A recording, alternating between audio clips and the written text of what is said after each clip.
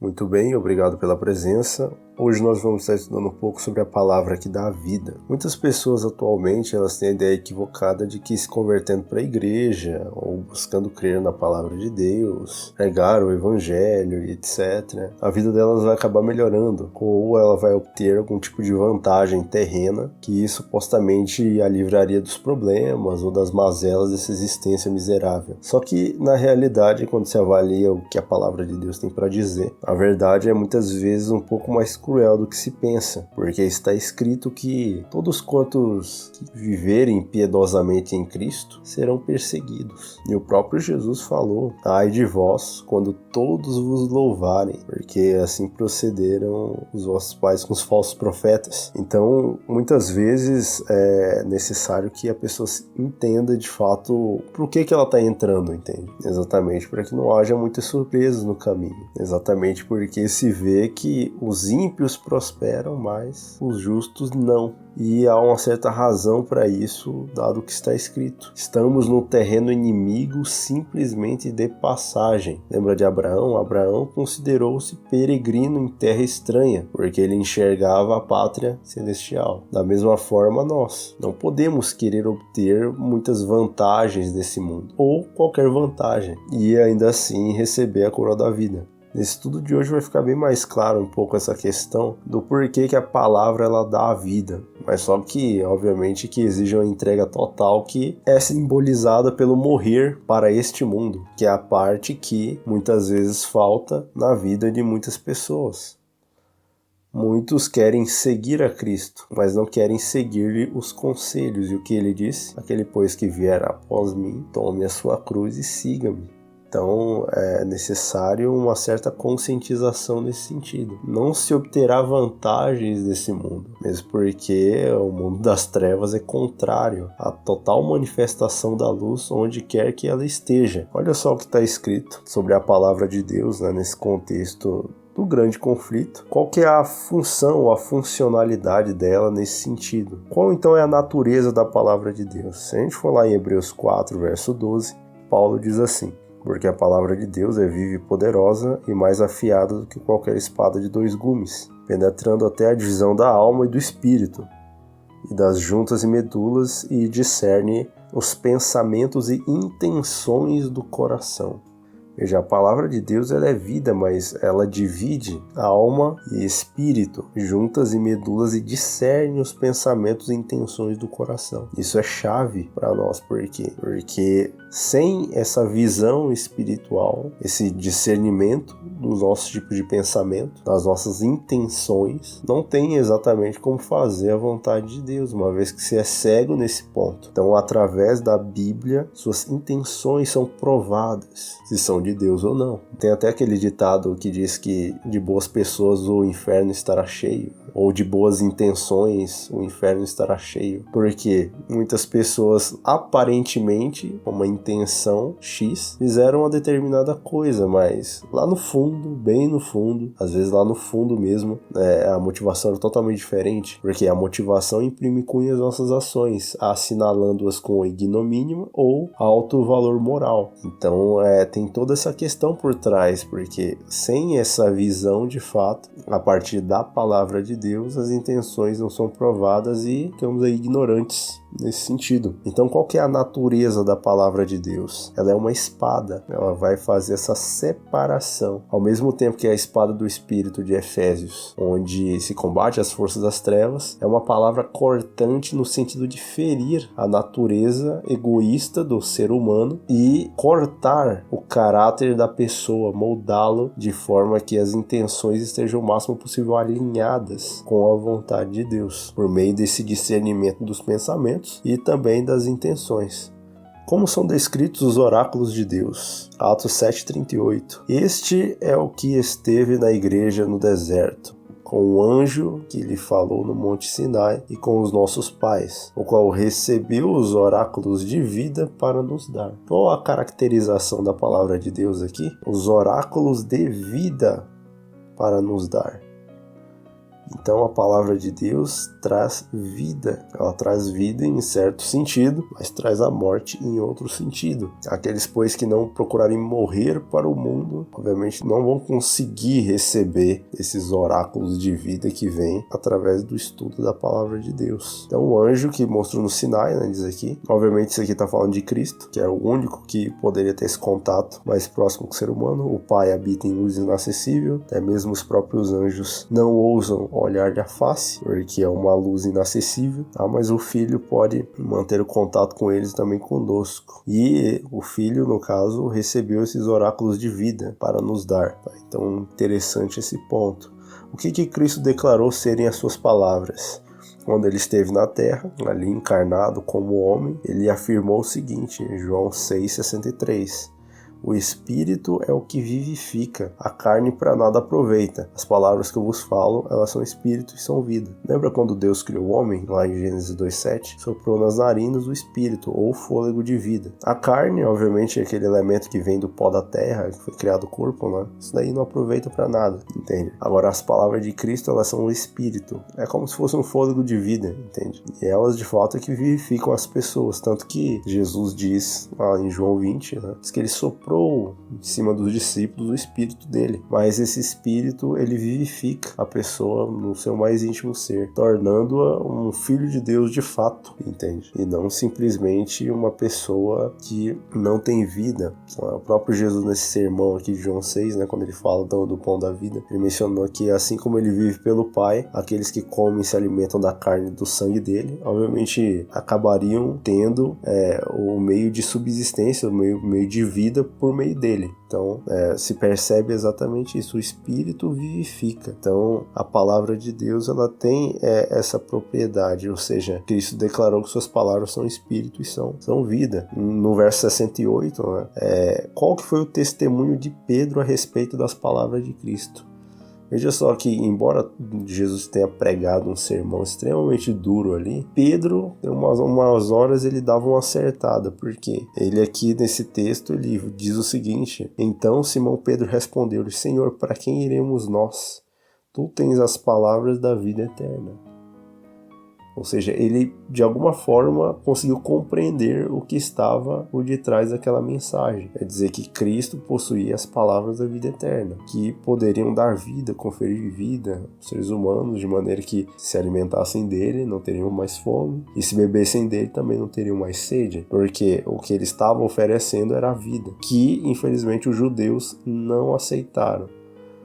E muitos dos discípulos, né, acabaram não andando com Jesus por conta desse sermão, mas entende? Só ficam os 12 até por uma questão não de escolha, mas de permanência. Eles escolheram permanecer ao lado de Jesus. O que Cristo declarou acerca do mandamento de seu Pai ser? Olha só o que está escrito em João capítulo 12, verso 50. Eu sei que o seu mandamento é vida eterna. Portanto, as coisas que eu digo, conforme disse o Pai, assim eu digo. Fica muito claro, o mandamento é vida. O que se diz das pessoas que dizem por aí que a lei de Deus, os mandamentos de Deus foram abolidos? Elas querem o quê? Morrer por acaso? Tá bem claro, eu sei que o seu mandamento é vida eterna. Portanto, as coisas que eu digo, conforme me disse o Pai, assim eu digo. Veja, Jesus recebeu todas as mensagens dele, que ele veio trazer aqui diretamente do Pai. Ou seja, ele é o representante do Pai aqui. Quem me vê a mim, vê o Pai, disse ele. Então, ele vem trazendo essas mensagens e a mensagem que ele veio trazer foi de que o mandamento de Deus é vida. Então, quem obedece à lei e segue a lei em Cristo, por Cristo viverá. A mesma mensagem do Antigo Testamento é a mesma coisa que vale para hoje, entendeu? No tocante, principalmente a questão da lei no seu sentido moral,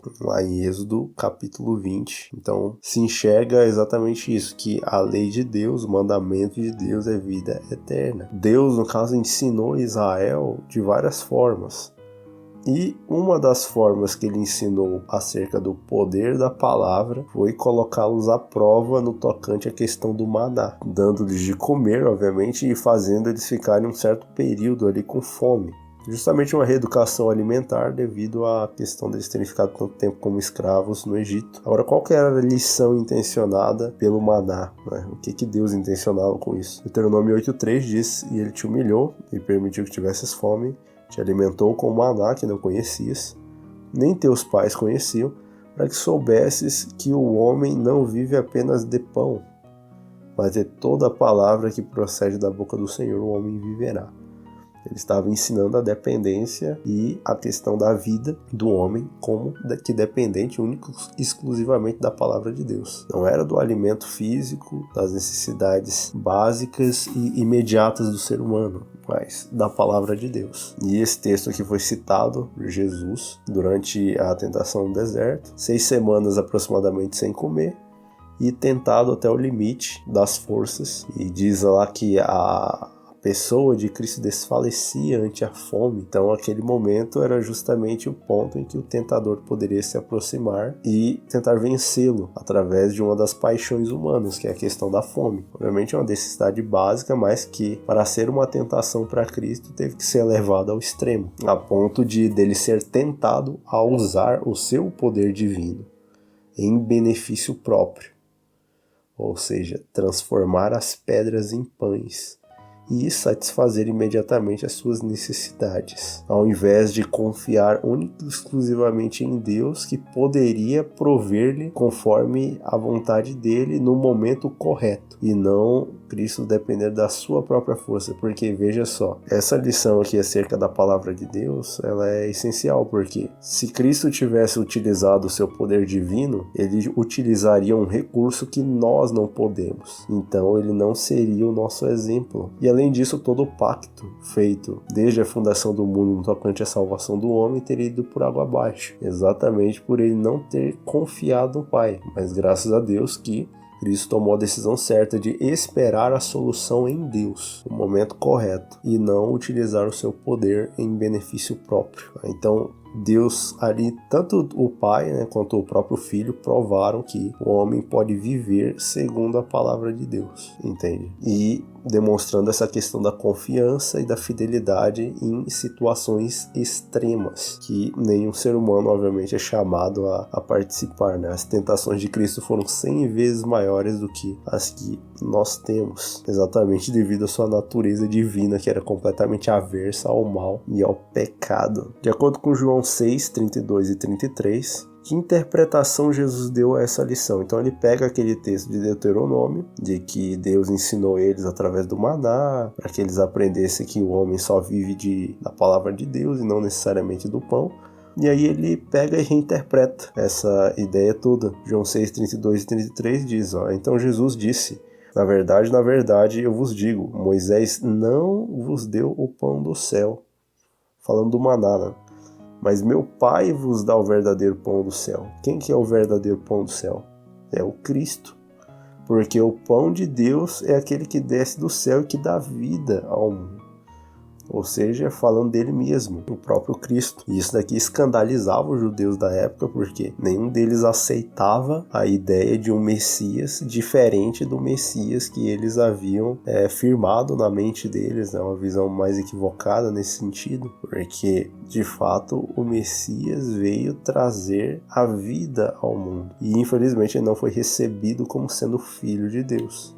Que interpretação Jesus então deu a essa lição? Ele pegou e simplesmente aplicou tudo isso na questão do ensinamento do povo. Mas uma questão de explicação, Cristo ele deu outras ideias no tocante a essa reinterpretação que ele faz desse texto de Deuteronômio 8, versículo 3. Ali ele diz assim, João 6, versículo 35, e Jesus lhes disse: eu sou o pão da vida, aquele que vem a mim nunca terá fome, e quem crê em mim nunca terá sede. Agora, qual que é o benefício, o grande benefício de se comer o pão da vida, ou seja, de ter parte com Cristo, um relacionamento com Ele? Qual que é o grande benefício? Olha só o que ele fala, João 6, 57 e 58. Assim como o Pai que vive me enviou, eu vivo pelo Pai.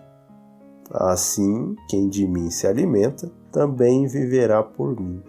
Você tem que lembrar que Cristo, embora ele fosse humano aqui nesse tempo, ele era o Filho de Deus. E, de acordo com João capítulo 5, verso 26, ele recebeu a vida do Pai, que é uma vida original e não emprestada e nem derivada. Então, o que acontece? Ele, assim como ele vivia por meio do Pai, assim também ele deseja que nós vivamos por meio dele. Porque não há um outro meio de viver por. Ou é por ele ou morremos. Simples assim, entende? Então, todos aqueles que rejeitam a Cristo, automaticamente são como zumbis, né? Já estão mortos. É só esperar o tempo necessário para que eles pereçam de uma vez, porque não há vida fora de Cristo. Ou é ele ou não é. Tanto que ele fala, eu sou o caminho, a verdade e a vida, ninguém vem ao Pai senão por mim. Não tem como tentar a salvação por um outro caminho que não seja o dele. E aí ele continua, né? Assim como o Pai que vive me enviou, eu vivo pelo Pai, assim quem de mim se alimenta também viverá por mim. Esse é o pão que desceu do céu, falando dele mesmo, né? Não é o caso de vossos pais que comeram maná e morreram. Quem comer este pão, ou seja, falando dele mesmo, viverá para sempre. Que exemplo é registrado de alguém que se alimentou do verdadeiro maná? Tem isso na Bíblia, mas é claro. Quem que se alimentou do verdadeiro maná? Olha lá, Jeremias 15, versículo 16. Tuas palavras foram encontradas e eu as comi. E tua palavra foi para mim a alegria e júbilo do meu coração, pois eu sou chamado pelo teu nome, ó Senhor, Deus dos exércitos. Quem que comeu a palavra de Deus? Ou seja, o pão não é só Cristo, é a palavra de Deus. Cristo é o verbo de Deus, lembra? João capítulo 1, versículo 1, no princípio era a palavra estava com Deus, a palavra era Deus. Não há uma diferenciação entre a palavra de Deus escrita e a palavra de Deus em carne, entendeu? Uma vez que tanto uma quanto a outra revelam o caráter de Deus e também os seus propósitos no tocante à humanidade. Então, o jeito de se alimentar de Cristo era ouvir a palavra dele e, no caso, as comer, devorar, tornar parte do seu próprio corpo, entendeu? Da sua própria ação. Então, essas questões são muito importantes, porque elas justamente implicam naquela velha ideia de receber a palavra e praticar a palavra, torná-la sua, entendeu? Ou seja, é algo particular seu, assim como você alimenta de pão e as propriedades daquele pão vão fazer parte do seu corpo. Cristo deseja que as palavras dele também sejam, formem o caráter do ser humano. Então tem todas essas questões e é muito interessante ver e analisar tudo isso. Que nome é aplicado a Jesus como a revelação, né, do que pensou em Deus ou do pensamento de Deus encarnado? Lá em Apocalipse 19, versículo 13, olha o que está escrito. E ele estava vestido com veste banhada em sangue, e o seu nome é chamado de a Palavra de Deus.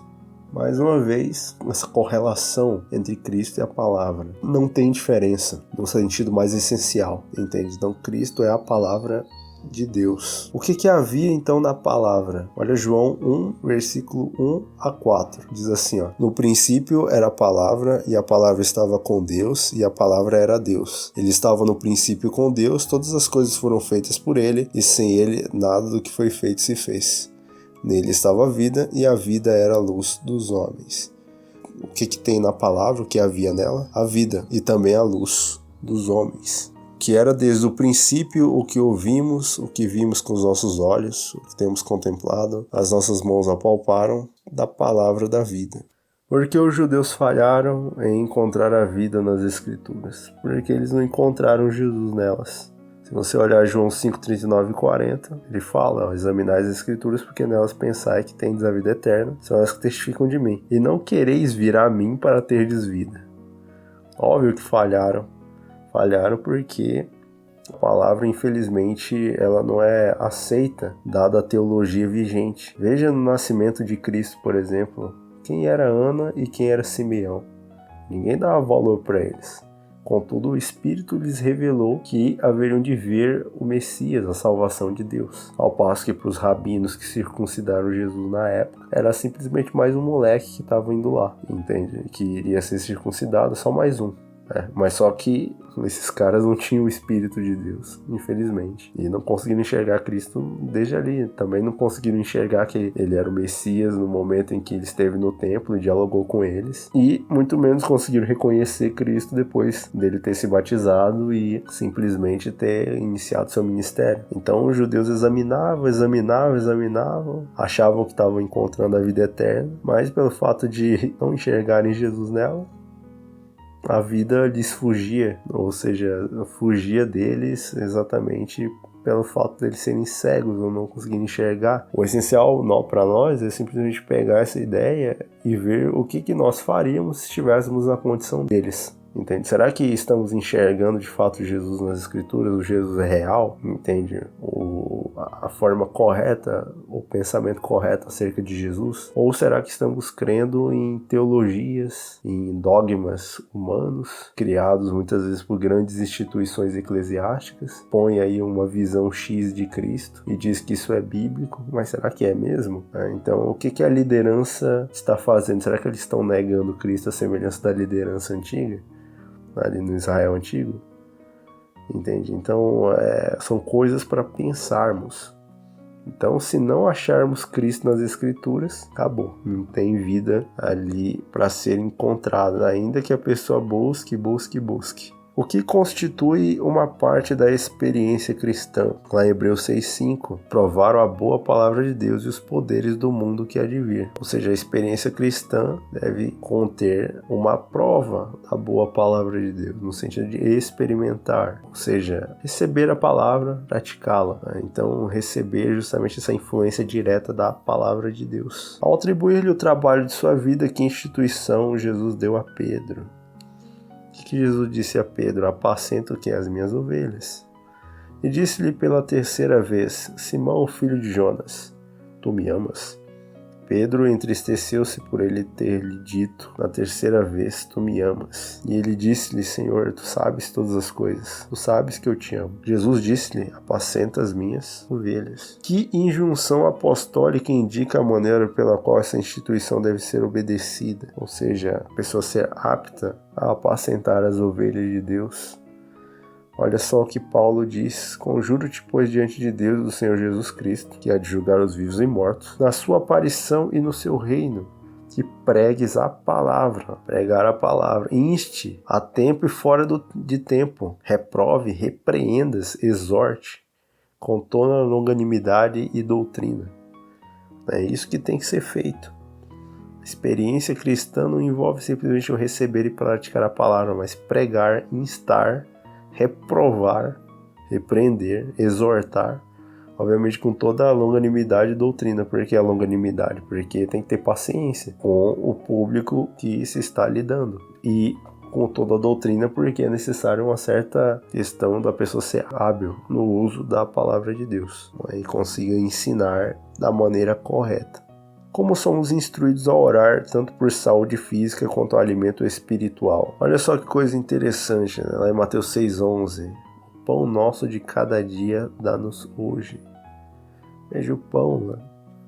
O símbolo do pão seria a palavra de Deus. Olha só, quando o Verbo se fez carne e habitou entre nós, o pensamento de Deus foi revelado em carne humana. Quando os homens santos de Deus falaram movidos pelo Espírito, o pensamento de Deus foi revelado na linguagem humana.